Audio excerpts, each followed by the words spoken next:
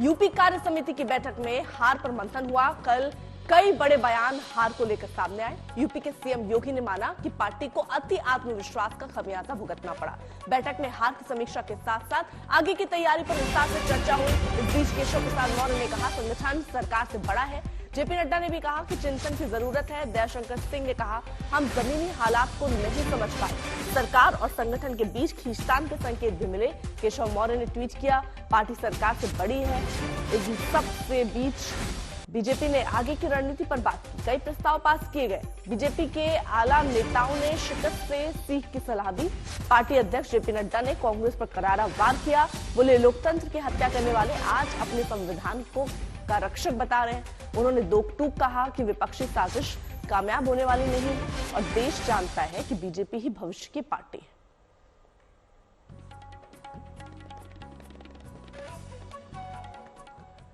तो बड़ी चिंतन और मंथन, इसमें सीधे तौर पर ये कहा गया कि हार से सीख लेना जरूरी है।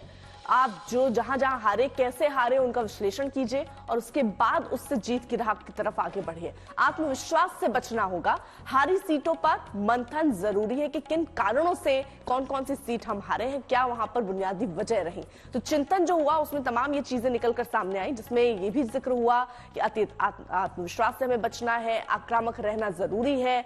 ये बात भी कही गई, यानी बीजेपी का फ्यूचर प्लान भी अब नजर आ रहा है कि आक्रामक रहना जरूरी है, संगठन तक स्थिति मजबूत करने की जरूरत है, अति आत्मविश्वास से बचने की जरूरत है, कांग्रेस पर हमलावर रहेंगे, ये फ्यूचर प्लान है। अखिलेश भी निशाने पर रहने वाले हैं, जो कि लगातार संविधान की बात कर रहे हैं। कल जेपी नड्डा समेत तमाम नेताओं ने संविधान की रक्षा कौन कर रहा है, कैसे कर रहा है, इसका उदाहरण भी पेश किया। उपचुनाव पर फोकस करने की बात योगी आदित्यनाथ ने कही कि उपचुनाव पर नजर रखनी चाहिए और अभी से ये मान के चलिए कि इसका काम हमें ही करना है। 10 सीटों पर उपचुनाव होने हैं। बड़ा और नया इम्तिहान जो है बीजेपी का होने वाला है। 10 सीटों पर होने वाले उपचुनाव पर। उपचुनाव के बाद नई चुनौतियों से निपटने के लिए भी पार्टी को और संगठन को तैयार रहना होगा। नई रणनीति बनानी होगी और हर सीट के हिसाब से अलग रणनीति होनी चाहिए कि कैसे आखिरकार जीत का परचम लहराना है। जेपी नड्डा और सीएम योगी ने क्या कुछ कहा, आपको सुनवाते हैं। और वह अति आत्मविश्वास कहीं ना कहीं हम लोगों को जहां चोट पहुंचाने में, उस विश्वास पर खरा उतरने में, उन अपेक्षाओं पर खरा उतरने में, जहां कहीं ना कहीं उस विश्वास पर कहीं ना कहीं चोट पहुंची, वहीं साथ ही साथ जिस विपक्ष ने चुनाव के पहले हिम्मत हार करके बैठ गया था, वो आज फिर से उछल कूद करने का कार्य कर रहा है। मैं सदा कहता था और आज इस प्रदेश कार्य समिति में मैं संगठन के वरिष्ठता देश के और प्रदेश के नेतृत्व के सामने कह रहा हूं, संगठन सरकार से बड़ा है।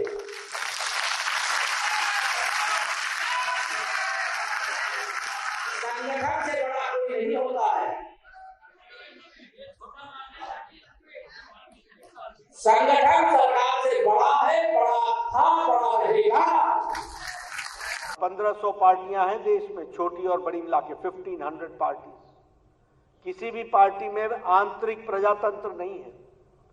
अधिकतर पार्टियां परिवारवादी पार्टियां हो गई हैं और अधिकतर पार्टियां अपने और अपने लोगों को परवरिश करने पर लगी हुई पार्टियां हैं। ये अकेली भारतीय जनता पार्टी है जो इस मूल मंत्र पर चल रही है, सबका साथ, सबका विकास, सबका विश्वास, सबका प्रयास। मैं एक बात और कहना चाहता हूं कि हम सब लोगों को अपने आत्मविश्वास हमेशा अपने साथ रखना चाहिए और आत्मविश्वास के साथ साथ आत्मचिंतन भी लगातार करना चाहिए। कुमार अभिषेक हमारे साथ हमारे सहयोगी और जानकारी के साथ जुड़ चुके। कुमार अभिषेक, अब चिंतन और मंथनों का दौर हो रहा है। योगी ने यहाँ दो चीजें महत्वपूर्ण, एक उपचुनाव की तैयारी के लिए भी और साथ ही साथ अति आत्मविश्वास की भी बात कही कि इससे खमियाजा बीजेपी को भुगतना पड़ा है और आगे इससे बचना होगा।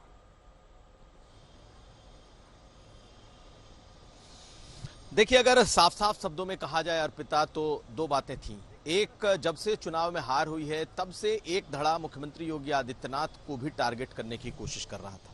मुख्यमंत्री योगी आदित्यनाथ ने कल इस सम्मेलन में दो बातें बड़ी साफ कर दी। उन्होंने ये कहा कि ये हार अति आत्मविश्वास की हार है। दूसरी बात, उन्होंने कार्यकर्ताओं के ऊपर भी कुछ बातें कही कि जो नैरेटिव विपक्ष ने बनाया हम उसका जवाब नहीं दे पाए। जिस तरीके से सोशल मीडिया को विपक्ष ने इस्तेमाल किया, हमने उसका काउंटर नहीं किया। हम सिर्फ और सिर्फ गुड मॉर्निंग और गुड इवनिंग में भी अपने इस स्मार्टफोन को करते रह गए। इसके अलावा उन्होंने कहा कि अब जीत की जो जिम्मेदारी है अकेले एक आदमी पर नहीं होगी। जो जनप्रतिनिधि हैं, चाहे वो ब्लॉक प्रमुख जीता हो, चाहे वो मेयर जीते हो, विधायक, सांसद, मुख्यमंत्री से लेकर जो तमाम लोग हैं, सबकी जिम्मेदारी होगी। और जो 10 उपचुनाव की सीटें हैं, इसमें सबको अपनी ताकत दिखानी होगी।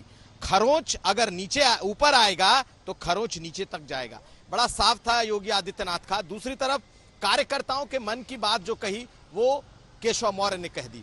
उन्होंने कह दिया कि संगठन से बड़ा कोई नहीं होता। पहले भी संगठन बड़ा था, आज भी बड़ा है और कल भी रहेगा। और यह भी कह दिया कि जो दर्द आपका है वही दर्द हमारा है। देखिए, कार्यकर्ताओं के बुझे चेहरे, झुके हुए कंधे, ये तमाम चीजें दिखाई दी, लेकिन जोश भरने की भी उतनी ही बड़ी कोशिश थी। मुख्यमंत्री योगी आदित्यनाथ ने कहा कि नकारात्मकता का भाव नहीं रखें और बिल्कुल आमने सामने की लड़ाई के लिए तैयार रहें। इसी तरीके से जेपी नड्डा, उन्होंने कहा कि छुई-मुई कार्यकर्ताओं से नहीं चलेगा। हम चैलेंज करने वाले लोग हैं और चैलेंज करना पड़ेगा। यानी कि बीजेपी ने एक तरीके से अपनी समीक्षा में तमाम बातों को कह दिया। लेकिन इसकी इसका जो एक राजनीतिक प्रस्ताव था वो बड़ा अहम था।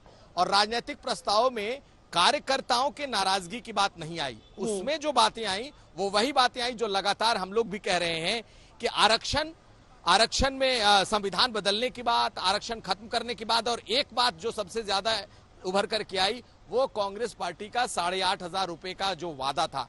इन 3 बातों को इस राजनीतिक प्रस्ताव में रखा गया। लेकिन कोशिश ये हुई कि कार्यकर्ताओं के जोश को भरा जाए, जगाया जाए। और 10 चुनाव होने वाले देखिए, यहाँ पर कार्यकर्ताओं में जोश भरने की कोशिश तो रही, लेकिन बार बार जो एक सवाल उठा करते थे कि संगठन को लेकर, क्योंकि ये भी खबरें आई बीच में कि आरएसएस की नाराजगी है, चाहे आरएसएस के तमाम नेताओं इस तरह का कोई बयान भी देते हैं कि अति आत्मविश्वास नहीं रखना चाहिए। नीतीश कुमार पहले ही ये बयान दे चुके हैं। आज केशव प्रसाद मौर्य कल ये भी कहते हुए नजर आए कि संगठन पार्टी से बड़ा है।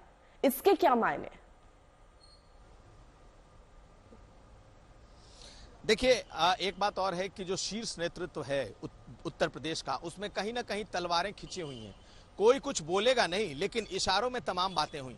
संगठन सरकार से बड़ा होता है, ये केशव मौर्य ने कहा, लेकिन ये इशारा मुख्यमंत्री की तरफ था। इसे कहने में कोई गुरेज नहीं। निश्चित तौर पर कार्यकर्ताओं की बात कर खूब तालियां बटोरी हैं कल केशव मौर्य ने। उन्हें बहुत तालियां मिली हैं क्योंकि उन्होंने कार्यकर्ताओं के मन की बात कही। दूसरी तरफ मुख्यमंत्री योगी आदित्यनाथ ने कार्यकर्ताओं को ये बातें कही कि भाई आप लोग उस नैरेटिव को पलटने में सफल नहीं रहे। आप सोशल मीडिया पर जिस तरीके का भ्रम और झूठ फैलाया गया जो बीजेपी कह रही है, उसका काउंटर आप नहीं कर सके। तो इस तरीके से जो कल ये बैठक हुई कार्य समिति की, इसमें सब कुछ दिखाई दिया है। जो नेताओं के आपसी मतभेद हैं वो भी दिखे हैं, हालांकि वो इशारों में दिखाई दिए, और उसके साथ साथ कार्यकर्ताओं के लिए बोलने वाले लोग भी खड़े हुए। लेकिन आप याद करिए कि कल मीटिंग के पहले बहुत सारे कार्यकर्ताओं ने खुलकर अपनी बातें रखी थी कि कैसे कहीं कहीं पॉकेट किसी नेता की पार्टी में चली गई है, कैसे अधिकारी थाने से लेकर तहसील तक नहीं सुन रहे हैं। इन बातों का कोई जिक्र नहीं हुआ, लेकिन ये जरूर हुआ कि आगे से इनकी बातों का ध्यान रखा जाएगा, ऐसे कई वक्ताओं ने कहा। अब देखना है कि इस कार्य समिति की बैठक के बाद अब क्या कोई जमीन पर परिवर्तन आता है, क्योंकि बीजेपी कार्य बेस्ड पार्टी है, कार्यकर्ताओं की पार्टी है, और उसे लगता है कि अगर कार्यकर्ताओं को नहीं साधा गया तो फिर आगे भी मुश्किल होगी। ठीक है, आप नजर बनाए रखिए। देखिए, बीजेपी की इस बैठक और बात के बयानों को लेकर अब सियासत भी जमकर हो रही है। जिस तरह से आप ये मैं कह सकता हूं कि बहुजन समाज पार्टी और समाजवादी पार्टी दोनों मिलकर चुनाव लड़े थे 2019 में, लेकिन उसमें भी बहुजन समाज पार्टी का वोट जो है समाजवादी पार्टी को पूरा ट्रांसफर नहीं हुआ था। लेकिन इस चुनाव में 10% बहुजन समाज पार्टी का वोट समाजवादी पार्टी और कांग्रेस पार्टी में ट्रांसफर हो गया। ये केवल इसलिए हो पाया कि जो इन्होंने संविधान के बारे में भ्रामक प्रचार किया, या उन्होंने कहा आरक्षण खत्म कर देंगे या संविधान बदल देंगे। 2024 में लोकसभा के जो चुनाव हुए हैं उसमें जनता परिवर्तन और बदलाव करना चाहती थी। उत्तर प्रदेश में समाजवादी पार्टी के पक्ष में बहुत बड़ा जन समर्थन और जन सहयोग था। इसलिए उत्तर प्रदेश में समाजवादी पार्टी सबसे बड़ी पार्टी बनकर के आई है और भारतीय जनता पार्टी की जो गलत नीतियां थी, भ्रष्टाचार था, प्रदेश सरकार में कहीं कोई विकास का काम नहीं हो रहा है, महंगाई, बेरोजगारी चरम सीमा पर है। उत्तर प्रदेश में भाजपा की सरकार सभी मोर्चों पर फेल हो गई है। कि आज बहुत प्रेरक उद्बोधन मिला है माननीय राष्ट्रीय अध्यक्ष जी का और कार्य समिति के सभी सदस्य उनके मार्गदर्शन को लेकर के और दोनों सरकारों द्वारा किए गए गरीब कल्याण, लोक कल्याण, विकास के कार्यों को लेके जनता में लगातार संवाद में जाएं और जाएंगे और जनता के बीच में लगातार पार्टी के जनाधार को बढ़ाने की कोशिशें जो हमारी चलती रहती है वो जारी रहेंगी और पार्टी और बड़े पैमाने पर जनता का आशीर्वाद प्राप्त करेगी। कार्य समिति की बैठक में नड्डा जी को क्या सिर्फ इसलिए बुलाया है कि आप अखिलेश यादव जी को सावधान कर सके, क्या देश में हिंदू मुस्लिम वोट बैंक की बात कर सके, या आप अपने कमजोरियों का मंथन करने के लिए बुलाया है? सच बात यह है कि आप लोग ट्रैक खो चुके हैं। सच बात यह है कि अग्निवीर जैसी समस्या का आपके पास कोई समाधान नहीं।